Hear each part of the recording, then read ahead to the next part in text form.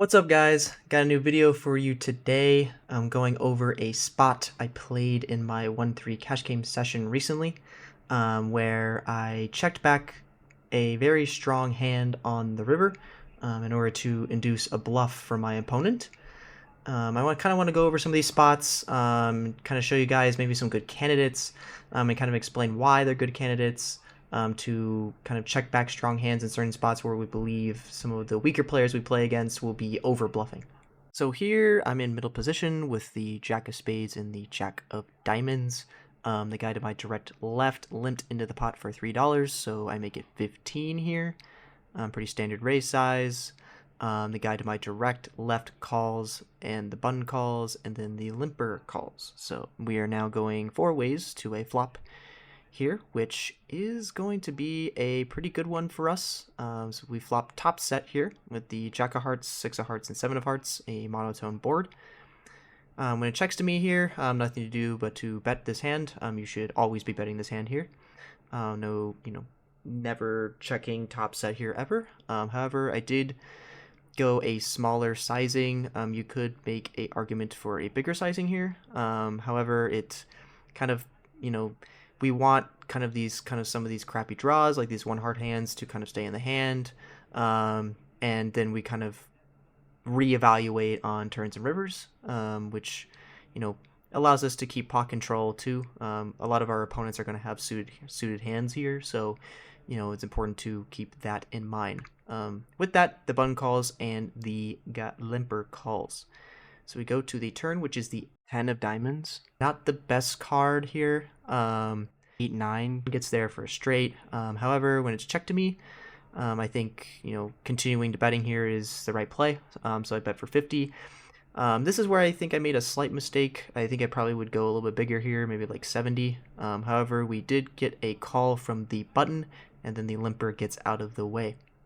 So we go to a river. And this is where this gets really important, because it comes the 5 of diamonds. So any one card flush draw is missed, and we decide to check. It is very important to note that I check here for the reason that I believe my opponent is very polar here. So what do I mean by polar? I mean, they either have a very, very strong hand, which is a lot of flushes here, or they have a lot of misdraws, which is just air, or maybe some weak one pairs, where we're not going to get a lot of value by betting half pot or whatever that may be. And it's important to note that I choose this combo here for the reason of we block top pair, right? So if it's a lot less likely our opponent has something like ace jack, king jack, queen jack, jack 10, something like that with a heart, where they would most likely call a bet on the river. If this player was playing something like queen jack with a heart passively, since I was a pre-flop raiser, I have a lot of overpairs here, so it's very possible that that hand would exist. But I have jack jack, so I block a lot of those hands, so we're not getting a whole lot of value. And this particular player, I also believed would raise me with sets on either the flop or the turn. I did not think that they would slow play them. So that eliminated a lot of other value hands. So if we're targeting value hands here, it's like 10s, 9s with a heart, maybe. And I just, we're looking at very few combos of hands where we may actually get value. So in this spot, I elected to check for that reason, because players at lower stakes tend to over bluff this spot when checked to, because they know that they can't win the hand. So that's what I decided to do here. And so back in the hand, I actually did have to check again, because he apparently didn't see me the first time. But not too long after his check, or after my check, as you can see here, he put out that big stack of red chips. I had to ask the dealer for a count, which ended up coming to a sizing of 145. Reiterating again here, he bet a size that was polar, so he either has a flush or he just has air. So our read was correct, I think, on him.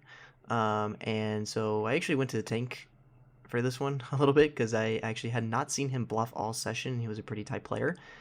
So I actually did, have to pull out some kind of live read moves to see if I could figure out which one it was.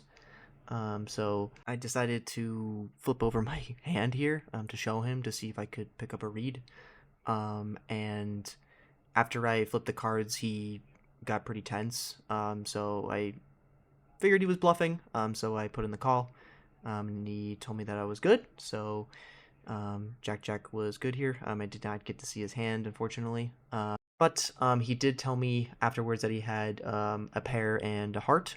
So he did miss, like we were talking about earlier, how he probably had some sort of weak heart, maybe a weak pair. And he's not likely to call that if we bet for value on the river. So the check call play was the correct one here in this spot.